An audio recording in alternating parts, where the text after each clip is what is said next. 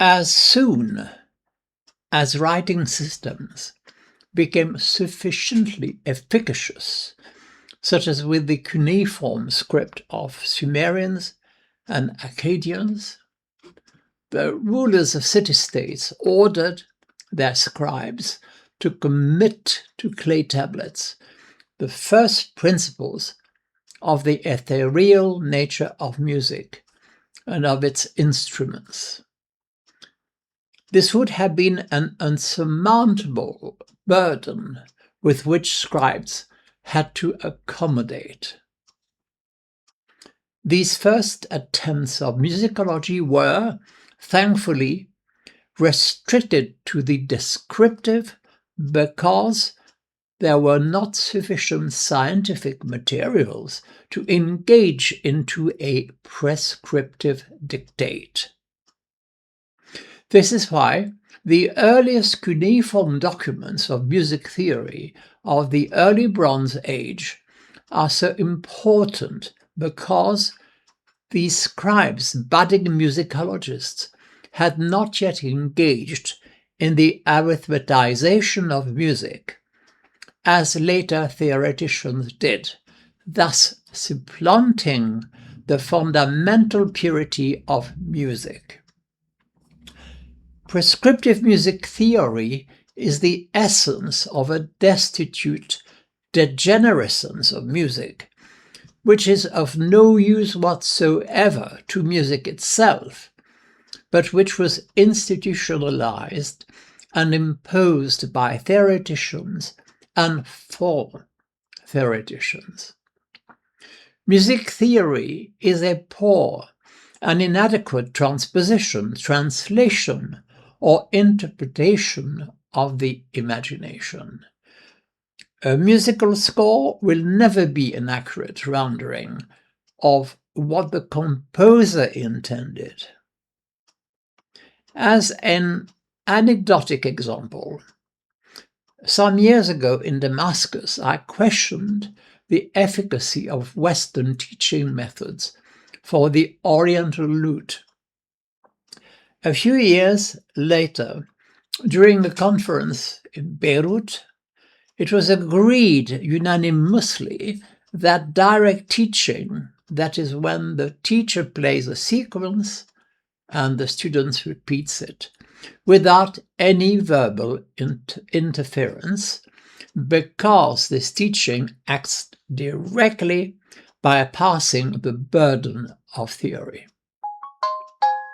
Nevertheless, with the development of the equal temperament, and with it the tuning of the modern piano, a predilection for the neural equal temperament was imprinted in minds, and it is believed that when Chopin composed intellectually, that is, without a piano at hand, unconsciously he would have been drawn towards this artificial tuning, and therefore was satisfied that his music was an accurate translation rather than an interpretation of his imagination.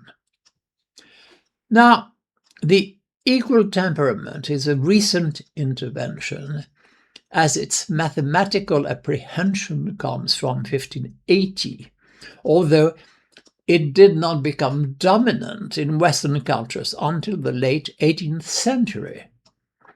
In 1584, the Chinese Chu Sayu produced a precise mathematical calculation of 12 equal temperaments with equal value for each semitone. In the Netherlands, in 1505, Simon Steven described the system, but with less precision compared to the Chinese model.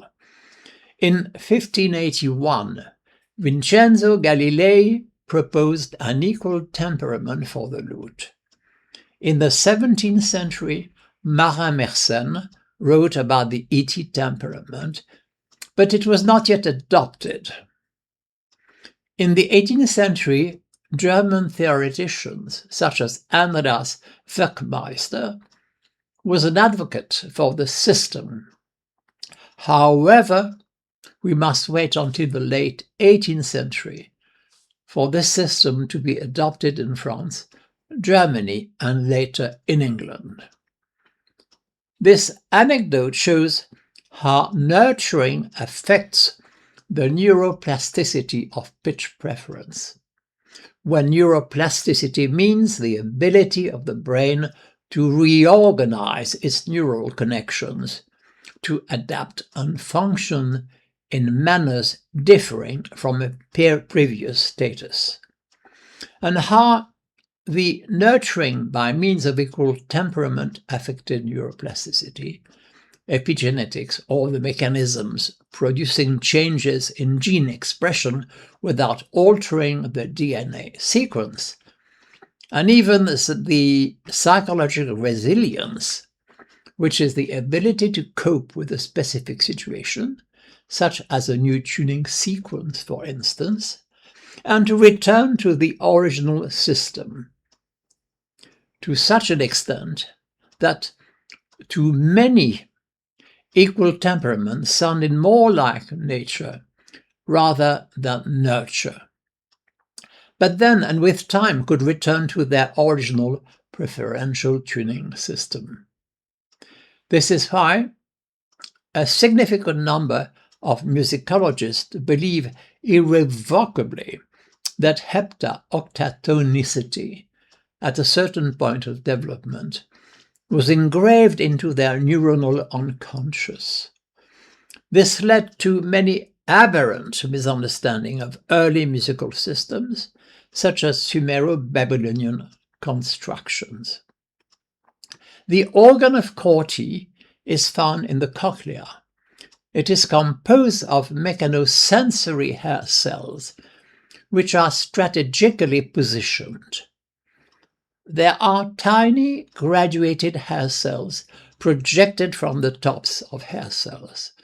This gradation may be the most important anatomic feature and would allow for sensory cells to have superior tuning capability. Our cochlea allows for minute pitch distinctions. For instance, the ratio of 81 to 80, which is the syntonic comma of 21.51 cents, that is about 1% of a tone, is perfectly audible to a musician's ear. Therefore, the human ear is not enslaved to the heptaoctatonic dictate and is therefore able to accommodate an almost illimited number of various nurturing forms affecting the neuroplasticity of pitch preference, epigenetics, and even psychological resilience, as aforementioned. Coming back to the first scribal treatises on music, which were descriptive, the process was simple. 5,000 years ago, the dominant music instrument was the monumental boviform lyre, or lyre representing a bull, a cow, or a calf, and was principally played at temples and in royal palaces. This is probably why this instrument was the first choice for scribes to describe a system.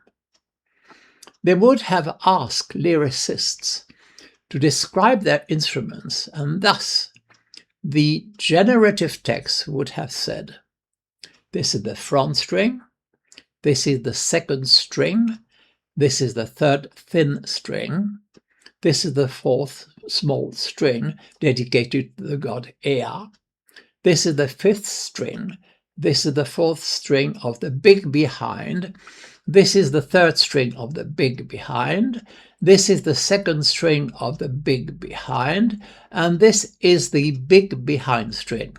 There are 9 strings, says the text.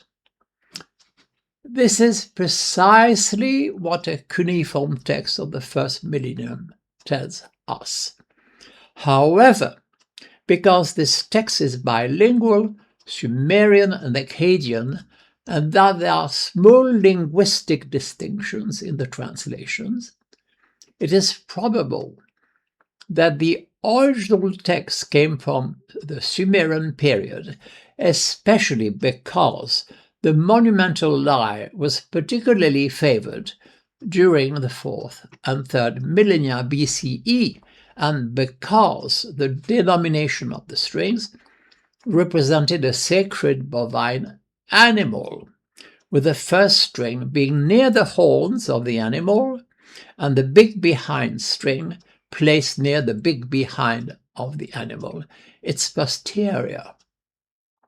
It is important to note that strings 3 and 4 have complementary adjectives attached to them.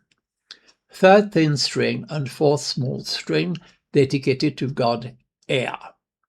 This would indicate that an intervallic relationship between the thin string of the front and with the 3rd string of the big behind, that it was named La Zaku in Akkadian, meaning not clear, a type of tritone, and that the 4th small string of the front corrected this kind of tritone into consonants, thanks to the intervention of the god Ea, who was, among other functions, the god of music. Furthermore, the symmetric nature of the string pattern, or palindromic, would indicate that this sequence was, in addition to being symmetric, was enneatonic, or of a span of 9 degrees, and that the adjectives at the 3rd and 4th strings would indicate a previous and hemitonic arrangement later filled with the intervallic tritone. In the same manner, we find it in early plain chant of Christian liturgy of the Levantine 1st centuries of the Common Era, which also spanned the enneachord, and with also the tritone similarly placed and labeled the 3rd thin string as a Chinese pin, the Latin quilisma, and the 4th string correcting the tritone labeled stropha. This palindromic arrangement and the location of a tritone would suggest either an ascending order, G, A, B, C, D, E, F, G, A, or a descending order, A, G, F, E, D, C, B, A, G, both diatonic. Now, Western theory defines wrongly that diatonic means a series of 7 degrees, such as in Western theory. The Greek diatonikos is made up of dia, meaning through, and tenein, to stretch. It does not in any case indicate a heptatonic scale with tones and semitones. It only indicates a series of pitches.